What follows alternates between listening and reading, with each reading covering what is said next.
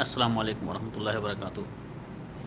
عبداللہ ابن عمر رضی اللہ تعالیٰ عنہ حدیث کے راوی ہیں، کہتے ہیں کہ قال رسول اللہ صلی اللہ علیہ وسلم ثلاث لا ترد، کہ نبی کریم صلی اللہ علیہ وسلم نے ارشاد فرمایا کہ تین چیزیں ایسی ہیں جن کو واپس نہیں کیا جاتا، کہ جب کوئی ہدیہ دے تو اس ہدیے کو واپس نہیں کیا جاتا ہے۔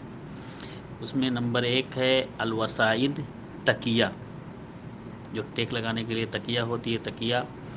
نمبر دو والدہن، دہن یعنی آئل۔